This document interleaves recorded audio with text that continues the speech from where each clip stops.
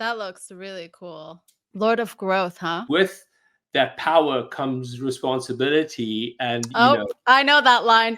With great power comes great responsibility. And don't well, I know it? yeah, combination of Age of Empires, MetaKings, and Total War. Back in the early days of 2005, 2010, I was an early contributor to growth for Google and Facebook. From like Netflix, Disney, Apple, Facebook, early days, and then now teaming up with titans like Animoca, chains like Polygon, IMX, game publishers like GameStop. That's kind of been my brief journey into Web3. Unicorns of today were born in the financial crash of 2008. Adversity breeds creativity. Let's hope that this bear market brings the next wave of unicorns. And let's hope we're two of them. Exactly.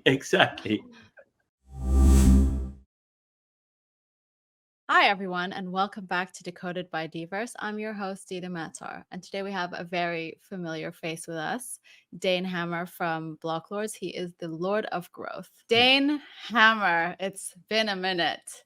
It has really been a minute. But you look well, considering the market's a bit, unwell. Yeah, thank you very much. Yeah, man, likewise. It's always a pleasure. Yeah, I guess the bear market is where the tough get going, and we use the time to build and prepare for the worst and plan for the best. It's good to see you again. I know it has been a while. So what I like to get started with is maybe if you want to start by just giving us some background information about yourself, what you did in the past before you got sucked into Web3.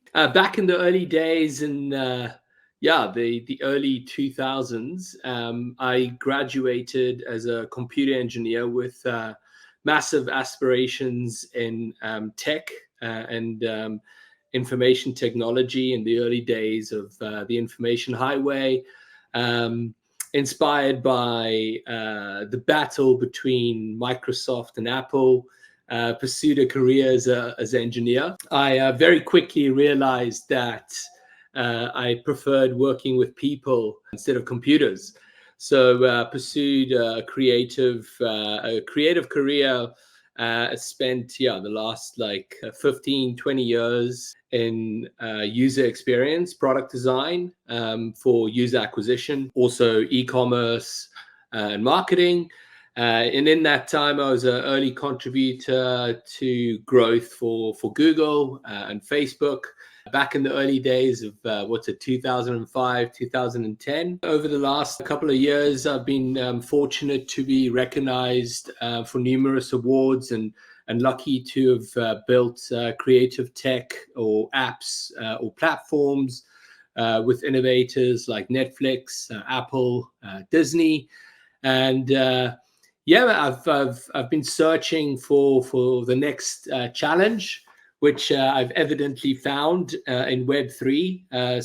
Pioneering my own projects, NFT projects with surf culture, as I surfed competitively when I was young.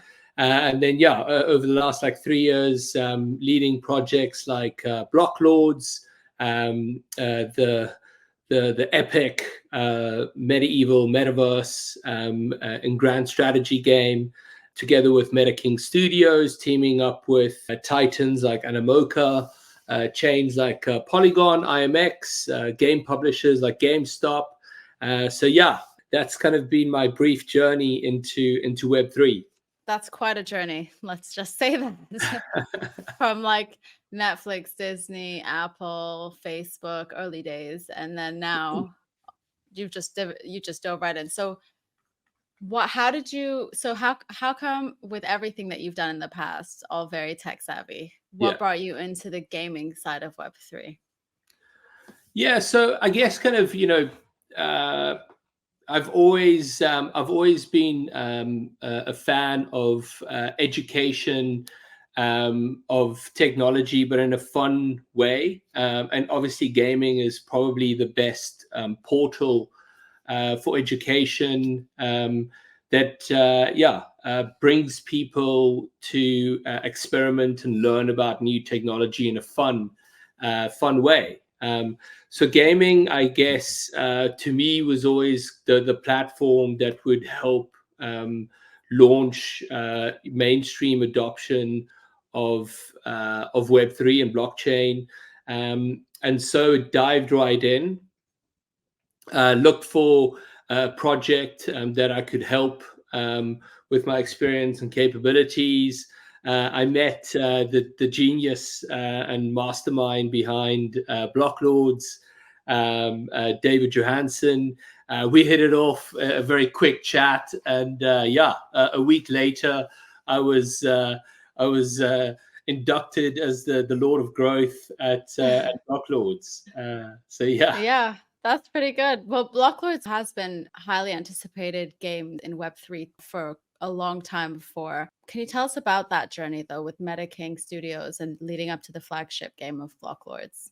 How's that been? It's been an absolute privilege for one to be involved with the franchise and with the brand, as we've kind of led a whole range of innovations in the space. But I guess kind of the thing that that led that inspiration and that vision behind BLOCKLORDS was David being a passionate gamer, industry veteran. He held numerous amounts of creative and production roles, starting in Hollywood and then moved into gaming, helping games like Crusader Kings, Liberators, League of Angels, and then turned his focus towards BLOCKLORDS, seeing the opportunity and the connection and synergy between gaming and blockchain, through mechanisms like NFTs or digital assets. His dedication to creating player-focused experiences led to him co-founding Seascape Network back in 2017. So ultimately, he was one of the OGs in Web3 gaming. And through Seascape Network, built the gaming infrastructure designed to help game developers integrate their games onto blockchain. I guess kind of a few years later, experimented with the first version of BLOCKLORDS in 2018, 2019. And then launched BLOCKLORDS officially. We did it at the start of 2020. I think with that, Web3 and blockchain is very much in, or at that stage, especially in its experimental stage. There was a lot of buzzwords, a lot of noise, and call it like bad actors trying to take advantage of this new technology.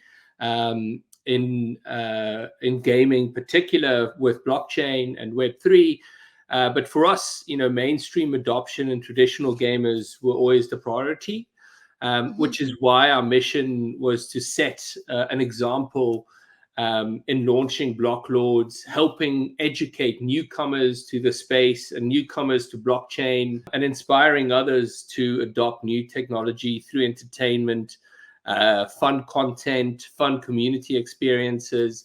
That's kind of like where it all started, and through that we've overcome a range of different problems and challenges. One of those challenges, I'm sure, must have been the negative perception of like blockchain gaming. Yeah. So how did you guys overcome that challenge specifically when it came to traditional gamers? Yeah, look, I mean, I think the negativity was fairly due, and when I say fairly due, there was a huge amount of gamers that were super excited about blockchain and the potential and possibilities and advantages that blockchain could add and bring to gaming. But at the same time, there were a range of different bad actors that ultimately kind of overpromised, underdelivered to gamers, and a lot of gamers got burned. Buying early access passes to games that never really launched. Spending money on assets and access to something that didn't really even exist. So ultimately, gamers, initially in the early stages, got rugged, wrecked, or ripped off by the charlatans in the space. So I guess kind of that was the immediate challenge. So to try and differentiate ourselves from the bad actors, and stay true to our vision was the immediate challenge. And the only way you could overcome that was to lead by example and stay true to what you promised. And our promise was always a AAA quality, free-to-play, player-driven economy, heavily focused on the community. And that's, I guess, kind of like, the first thing. We were very, very community-focused and kept our promise to our community, and everything that we said we would deliver, we did. Staying true and how do I say, kind of being community led first as our customers ultimately, and serving our community and customers with rewards, with satisfying gaming experience, satisfying community experience and culture. Being cross-chain was another promise which we've delivered on across IMX, Polygon, which are now live and has been live for months. And I guess kind of learning from industry titans that have come and led by example in the gaming space, like EVE Online, and ultimately, being inspired by what they've managed to do, and following that example, and ultimately creating the medieval strategy game similar to EVE Online. I think you're right that a lot of these gamers had been burned, and I think the way that you guys came out with BLOCKLORDS, and I saw you guys have your early access to the beta version on Epic Games, so that's also pretty good. And I wanted to ask a little bit about the NFT characteristics, and that's also a big issue with a lot of gamers. So I wanted you to maybe explain a little bit about how you guys have used the technology for it. Big problem with NFTs is the reputation that it's gathered, right? NFTs ultimately are digital assets. Digital assets have existed way before the term NFT really came along. And I think the big issue was the branding of NFTs and how it was originally launched. People fear what they don't understand, and if they don't understand something, it very, very quickly becomes the enemy. And I think that's kind of what happened with NFTs, and it was introduced as an experiment, and it kind of blew up with art. Ultimately, like the perception of NFTs and the definition and meaning of NFTs, I think, was brought into the space in not necessarily the right way. I agree. The way that we went about it is that, you can probably have a look at like all of our comms and marketing. We didn't really include any buzzwords or terminology that people wouldn't understand. The average person wouldn't understand the term NFT unless, they obviously have the only understanding that most people have of NFTs is probably a negative one because of the press and the media. But I think we kind of approached it talking in layman's terms, talking in a way in which people would understand, what these are. And we refer to our NFTs as in-game euros, right? Which they will, in-game characters, similar to, a Fortnite skin, or in a way in which like gamers understood, which I think really helped us with the educational piece, and also kind of lowered the barrier to entry for newcomers into the space. But yeah, with the Euros, you could import the character stats, the character Euros statistics across, like, strength, ability to fight or survive, create, pillage, or tax wealth created by the users themselves. And the Euro also, the Euro also had an attribute of permadeath. Permadeath was ultimately that your Euro or in-game character, may it be like, Lady Dina would... She'd be the best. Yeah, she would be the best, and she would rise to high-profile character. But with that power comes responsibility, and I know that line. With great power comes great responsibility. And don't I know it? Yeah, but it's true, right? And there's always with every level there's another devil, and as you kind of rise, your character will be under threat, and through permadeath, your character will eventually die through either being killed by your enemy or foe. Yeah. No. Yeah. She cannot. That's the game of life, and that's how it goes. Well, now that you've talked a little bit about the game, I know you've shared a trailer, so I'd love us to line that up. Yeah, Jeremy. of course.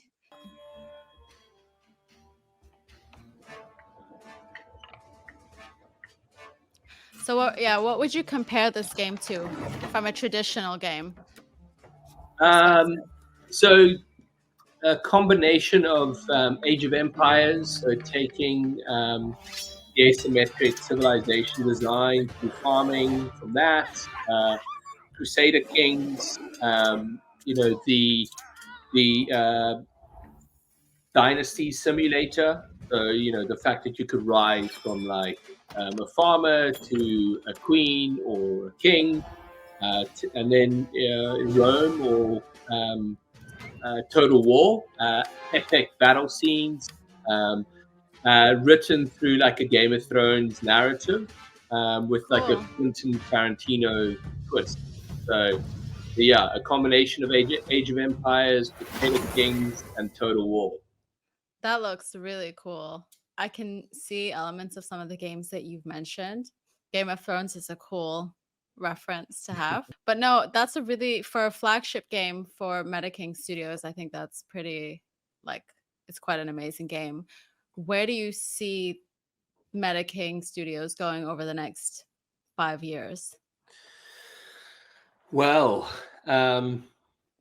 so I guess, we've got the open beta is now available, and for the next 5 years, wow, I mean, we're going to continue adding and optimizing the game together with the community.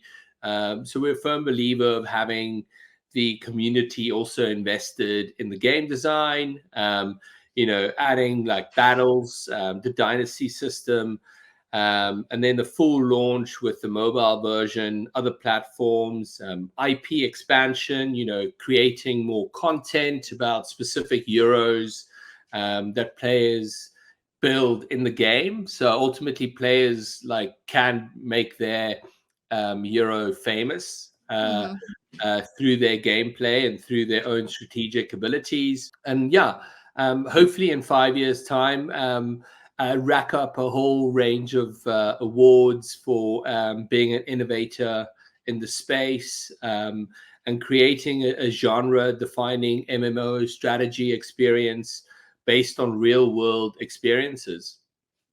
That's cool. And since, you aren't doing enough, I know that you've also launched your own company called WebOGs. Maybe we can just finish off by you telling us what was the motivation behind having more work to do than being the Lord of Growth at BLOCKLORDS, and what your goal is with WebOGs. Yeah. Look, I mean, Web OGs has always been a passion of mine. With all the problems in the space, I very quickly associated with OGs, that have the right intent and purpose of being in Web3. I essentially kind of assembled a group of creative technologists and OGs across entertainment, gaming, media arts, music, and luxury, that have surfed away from Web 1, the guys that were there during like the days of Netscape, Yahoo, to Web 2, like the platform economy with the rise of social media, Instagram, Facebook, etc. So yeah, assembling kind of like the veterans across gaming, entertainment, and media to bring value to the space with experience of having been through the evolutions of technology of Web 1, 2, and now 3, to ultimately bring some steady-handed knowledge and experience to the space, which I felt was really lacking. Redefine the narrative, and the reputation that the space has gathered, and actually kind of bringing value and a positive aspect to Web3. Yeah, that's quite a journey you're going to be going on. Yeah. Let me tell you, that seems like quite a lot. How's that been going for you so far, though? Very good, man. So it's always helpful if you have like a solid purpose, and our purpose with Web OGs was to build tech solutions that solve foundational problems and create tools for the future that'll make Web3 welcoming, trusted, credible, easy, and frictionless for mass adoption. Ultimately, being more inviting to bring newcomers into the space. And as I mentioned, with that, help change the narrative through education and gaming entertainment, bringing more people into the space, and then, also helping protect brands, creators coming into the space from getting wrecked or ripped off. So ultimately, our mission and purpose is to bring value to the space, instead of like extracting value from the space, which is what I find most people at the moment, or especially kind of the original crew have been kind of extracting a lot of value from the space. Well, I look forward to hearing more about that another time when we Yeah, can maybe do one focused on that, just because it would be quite interesting to see how yeah. these solutions work in real time. We're right now in development of a creator influencer platform that would help creators and influencers across gaming and entertainment monetize their content. So ultimately, for the first time, with the help of the product, which is called Sway, creators, influencers can actually measure and get actual data points of the impact that their content has on sales, which we can measure through the help of blockchain and AI tools. So we're very excited about that because as a frustrated creator myself, and like you, and your team, we want to empower creators, influencers, to be able to grow and thrive in an exploding creator economy. With this platform, Sway would be able to help creators and influencers get bigger brand deals, and also work with brands in a way in which brands can actually have visibility of performance of influencers,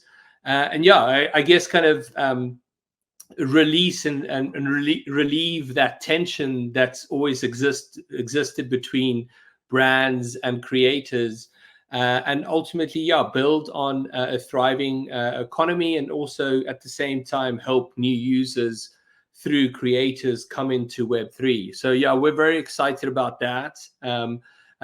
We are launching a Sway in October, and then looking to have like a massive, fun creator inspired event in Art Basel, Miami in December. So Wow. the next 2 months is going to be rapid, but super exciting.